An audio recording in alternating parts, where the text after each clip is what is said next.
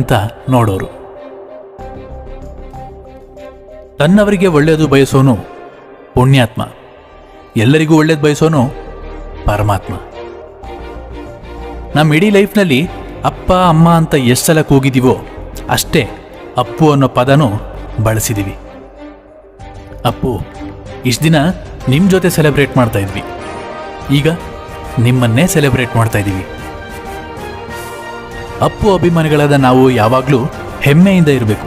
ಯಾಕಂದರೆ ವ್ಯಕ್ತಿ ಕಣ್ಮುಂದೆ ಕಾಣಿಸ್ತಿಲ್ಲ ಅಂದರೆ ಮರ್ತೋಗೋ ಈ ಜಗತ್ತಲ್ಲಿ ವ್ಯಕ್ತಿನ ಸದಾ ಜೀವಂತವಾಗಿಯೇ ಕಾಣೋ ನಿಯತ್ತಿನ ವ್ಯಕ್ತಿಗಳು ಅಂದರೆ ಅವರೇ ಅಪ್ಪು ಅಭಿಮಾನಿಗಳು.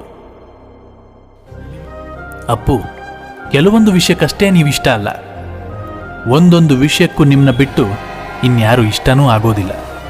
ಜೀವನದಲ್ಲಿ ಕಡೆದಾಗ ಉಳಿಯೋದೊಂದೇ ನೆನಪು. ಜೀವನದಲ್ಲಿ ಕೊನೆಯದಾಗಿ ಉಳಿಯೋದೊಂದೇ ನೆನಪು. ಜೀವನದಲ್ಲಿ ಕೊನೆವರೆಗೂ